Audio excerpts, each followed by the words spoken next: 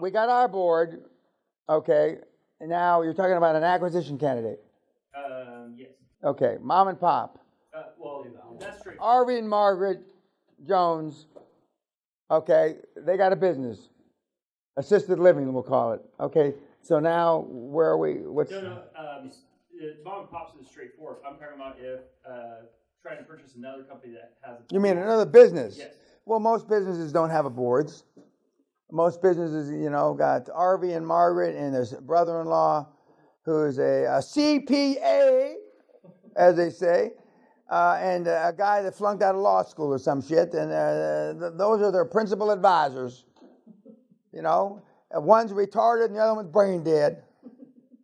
And I mean, but at some level, when you get it, at some level, they got some sharp people. But I mean, these $1, $3, $5 million companies, I mean, they're normally underrepresented. Now, we're not taking advantage of them, okay? But it's not our fault that they're underrepresented.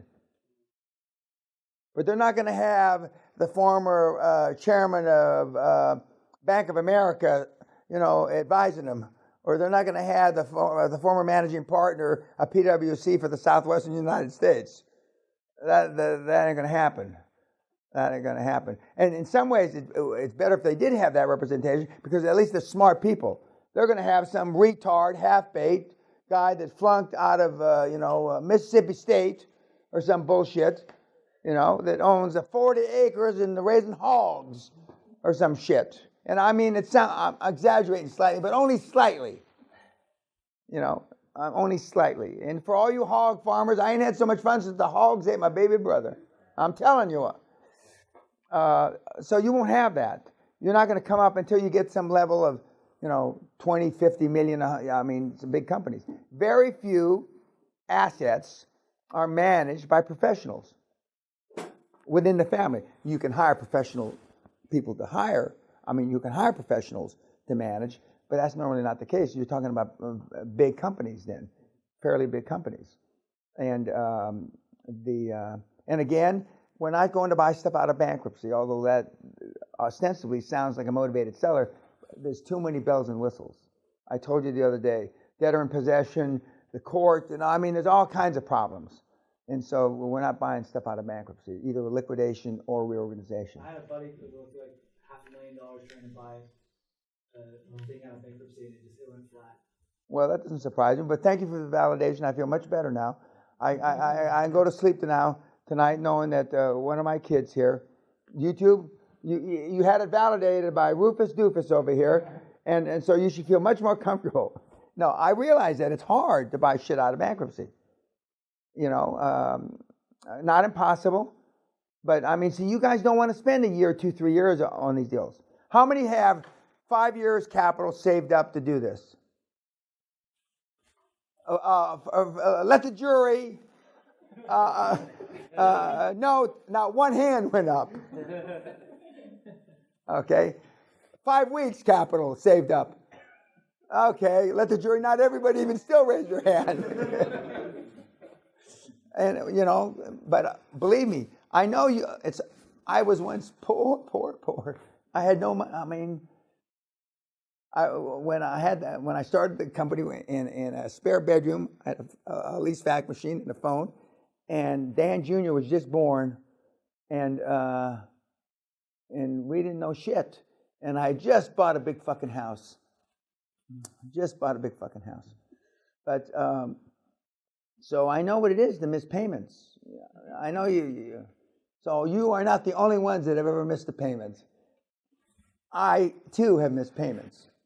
Not a long time, but I still, and I don't want that feeling back again.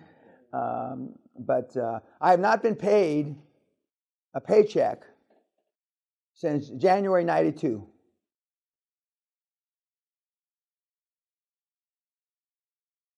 Hear that, Nelson? Or are you Malcolm now? 25 years? Correct. No, 26 years.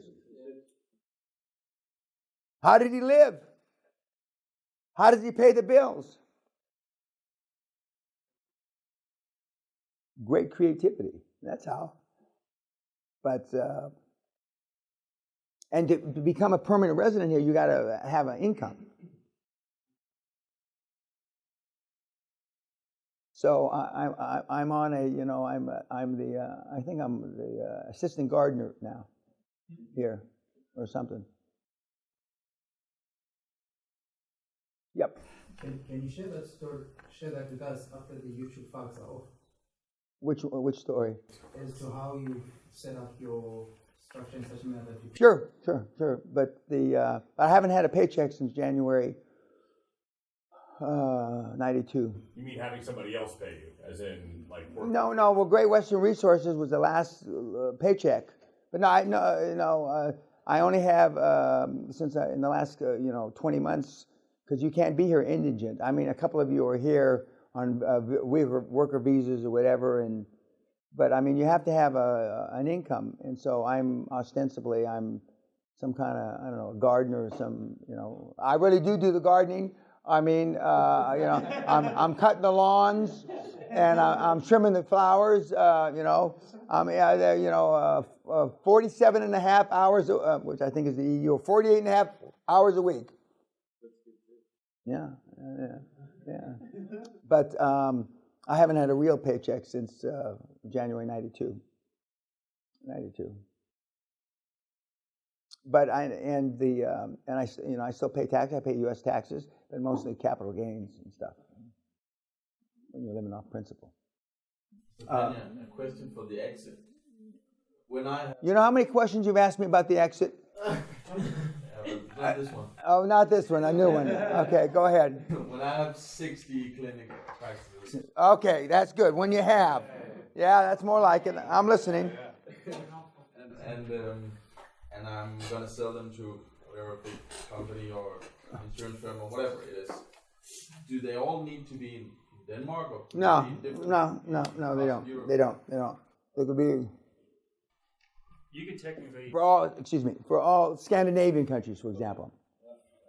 And where they all got blonde hair and blue eyes, I told you when Sally and I are there, they all think she's from that part of the world because of her complexion.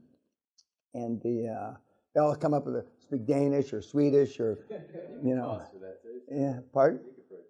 Yeah, I thought you were going to pass for it. No.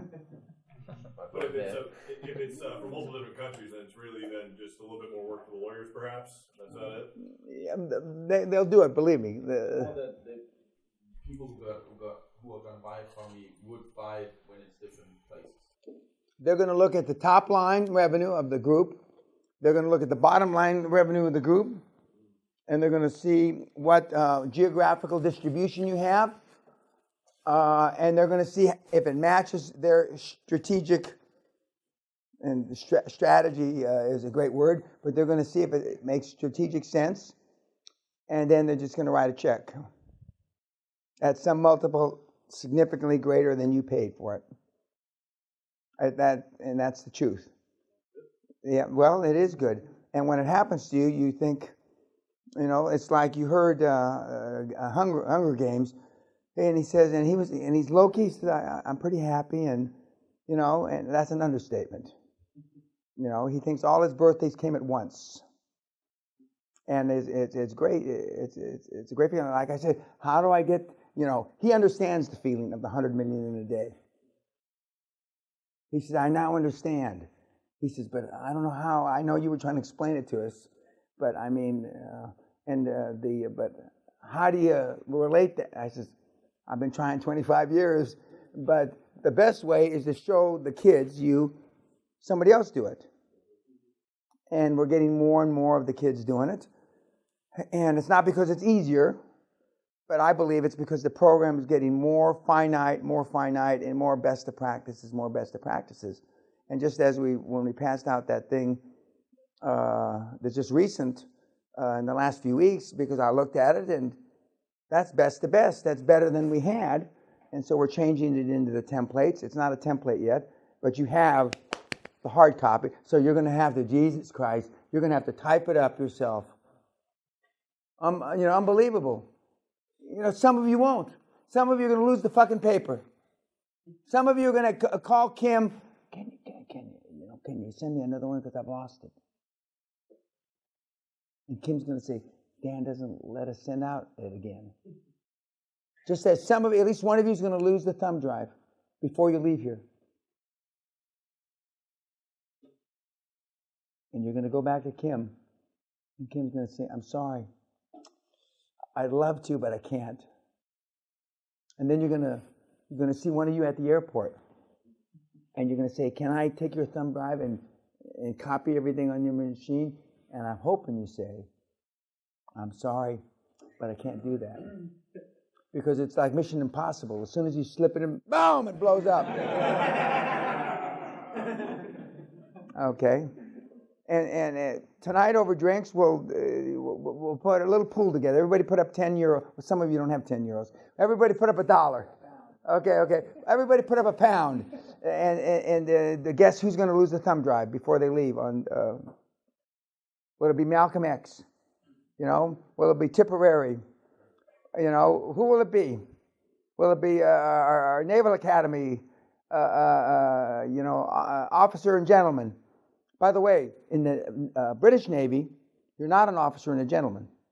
You're only an officer because in 1786 there was a mutiny, a naval mutiny on a ship, and the king or whoever was then decided this time forward you're not an officer and a gentleman, and they have to carry their saber. They can't have it on their hip. They have to carry it because they were, they did a bad thing, a couple hundred years ago. And and if you'll see parades, you won't see the Navy guys with their sabers. Correct. They would hold it out in front. And and I got a buddy of mine who is great something died with Nelson at Trafalgar. It's a great honor to die at Trafalgar here, and you got all these stories, and then I verified some of them, and then we've had some other naval officers, British naval officers, come through the program, and they say that's how it is, and but it's interesting. What else? So we've gone from the womb to the tomb. We've done a owner finance. We've done a commercial finance. And tomorrow, we're going to go back. Remember, we've got other stuff to cover, but all the questions, but I don't want to hear about exit from you again, okay? The questions that you have that you want to answer, because we want to have them all answered before we finish up tomorrow evening. And who's my 5? 6? I don't have a 7 tonight. Okay. And does everybody's skirts fit? What did you give your junior high school measurements? Because we had a third of your kilts didn't fit. A 32-inch waist. Some of you lard asses have, haven't been 32-inch waist since you were 9 years old. They used to overestimate measurements. Yeah, well, exactly. 6 inches, honey. I give you this 6 inches with all my heart. And your shoes and all the other paraphernalia. And there will be somebody on site tomorrow, early evening, to help you with the kilts, because most of the guys put them on backwards. The pleats go the way that you don't think they go. They don't. Yeah. Huh? Well, the Scottish lore is you don't wear anything under your kilt. But those of you that are if you're gonna stand all night, that's terrific. But if you're gonna sit in there, I assure you should be wearing underwear, because your little unwet weenies will hang out. And okay, we only have one woman plus my wife, and I can't speak for her, but I can speak for Sally. That Sally doesn't need to see your unwet weenie there dangling. So I would wear underwear. Although we've had a couple of people that have chosen not to wear, but they stay standing, other than when they're at dinner. They stay standing, and that's fine.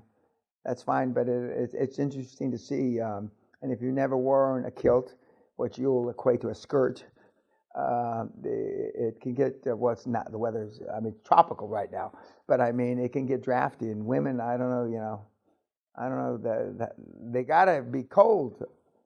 Yeah. Pretty freaking cold here. Yeah. Okay. Any other questions? We made a good break. Yep.